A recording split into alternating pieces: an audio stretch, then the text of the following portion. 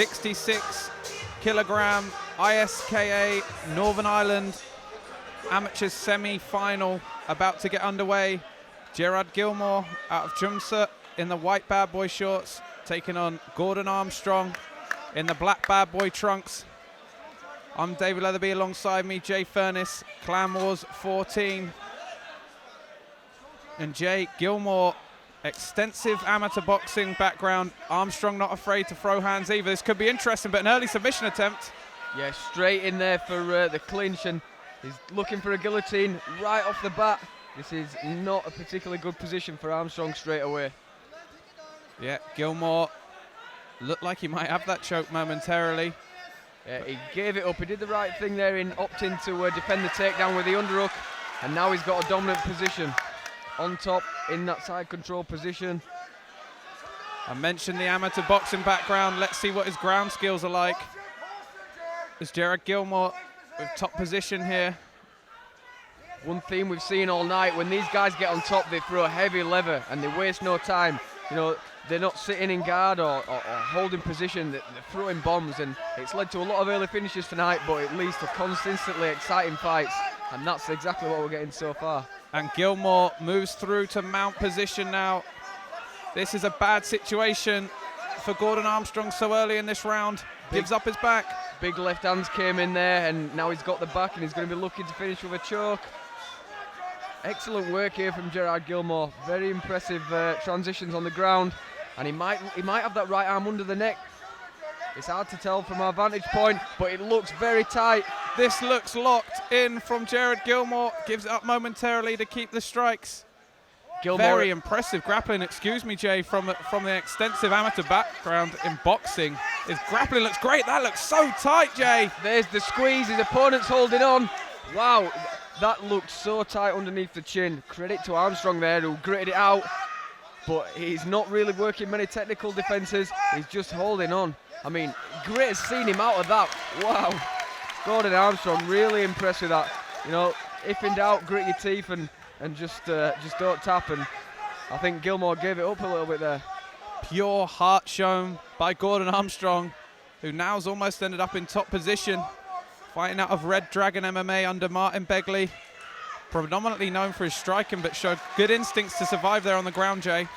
Yep, and now he's got a dominant position. He's been rewarded for his tenacity and obviously that never say die attitude that he's got. So now he's on top, and let's see if he can make Gilmore pay.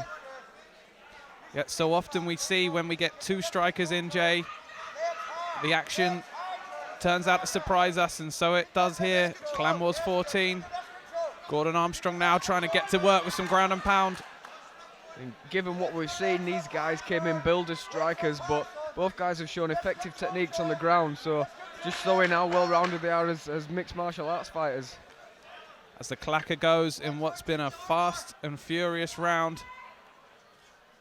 Armstrong staying active off his back. Interesting first period, Jay, in this 66 kilogram amateur semi-final here at Clan Wars. For me, Jay, Gilmore had to have done enough to take that round. He was very active in the first part of it. Yeah, he got the dominant positions. He was very, very close to finishing the fight.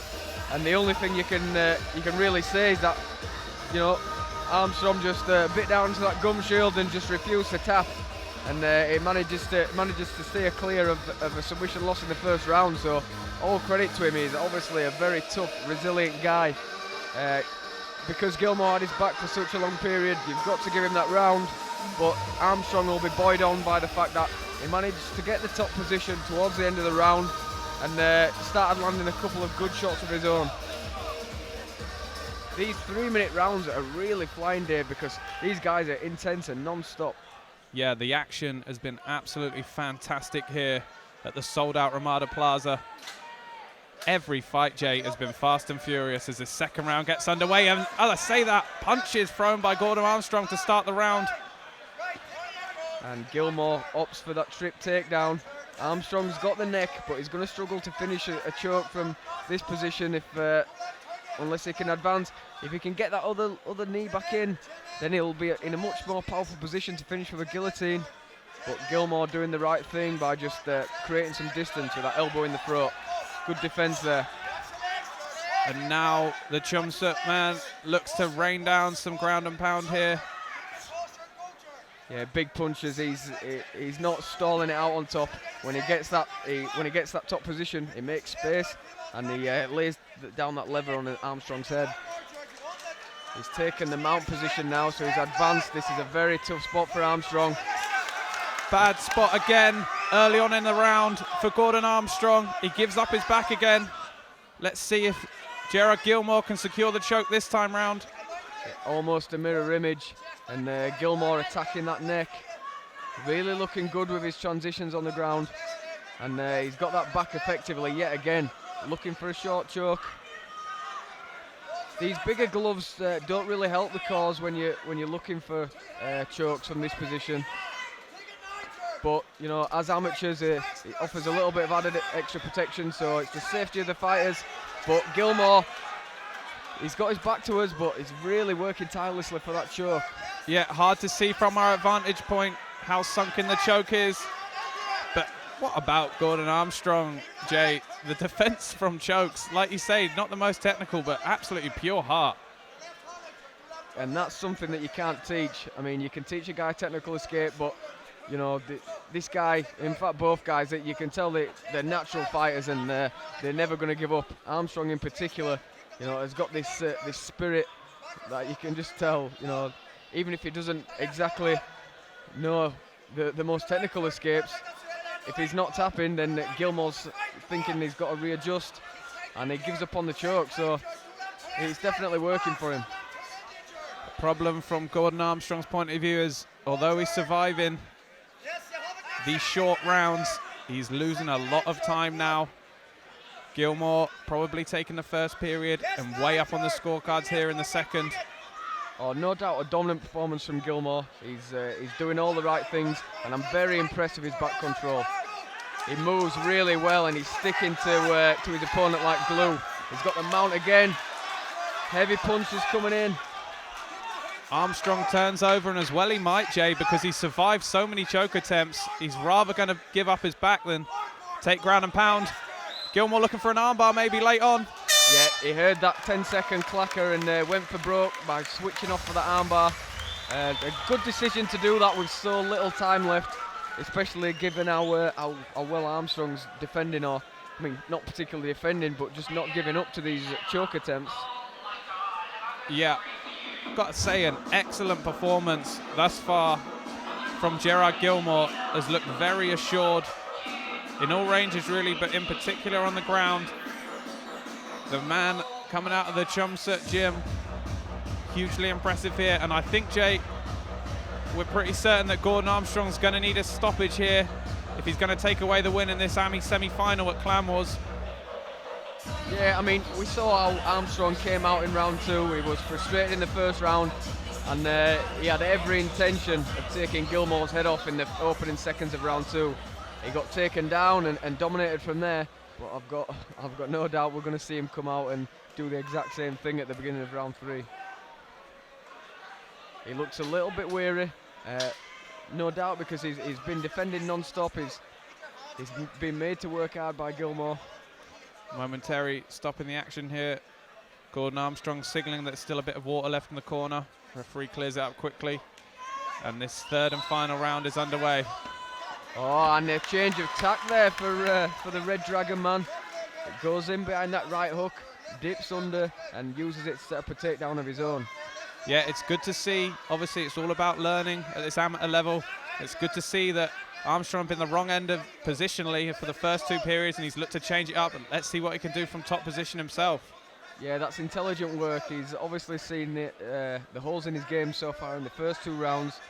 And Gilmore was definitely not expecting that, and that element of surprise has helped Armstrong to get this good top position.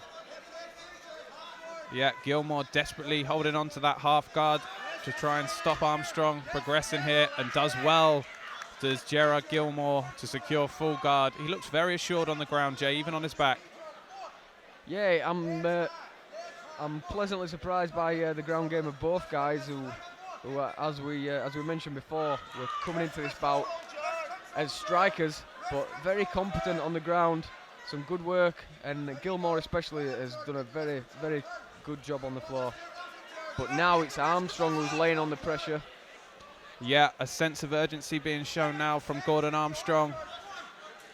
Looking to rain down the punches. We mentioned previously he's probably going to need a stoppage here. I mean, without doubt, he's 2 rounds down, so he's got to work his posture. I mean, Gilmore's doing a great job of tying him up with them overhooks, not allowing him to get his posture and land the heavy strikes, because you know that's the only way he's going to be able to get fight-ending strikes, by creating distance and landing some heavy shots. Looking for the triangle is Gilmore. Armstrong's got the arm in on the left-hand side. He's just got the hand in just enough to create a bit of space, maybe. We might see a Gilmore switch. And he's got the arm out now, so this triangle looks tight. Beautiful work from Gerard Gilmore. But we've seen how durable Armstrong is, and he's not going to give up. That angle is not a great angle to finish a triangle choke, so Armstrong's done a good job, but this is better, and that looks locked on really tight. I wouldn't be surprised if Armstrong goes out on his shield and wouldn't tap to this. Yeah, just fantastic heart. We've said it time and again in this bout, being showed by Gordon Armstrong. That choke looks very tight, Jay. It seems almost unchokeable. It's like Houdini, but you can't get much tighter than that triangle there. And there's the tap. Gerard Gilmore just made that little adjustment, Jay, hugged his own thigh, tightened things up in there, and a very dominant performance from Gerard Gilmore here in this ISKA Northern Irish amateur semi-final bout. And Gilmore goes through. He's going to go through to the final on a later Clan Wars show, and he looks a very, very good prospect, and it's going to be some amateur fighter that gives a good fight to Gilmore, and he's going to have the beating of him. Very impressive fight here tonight.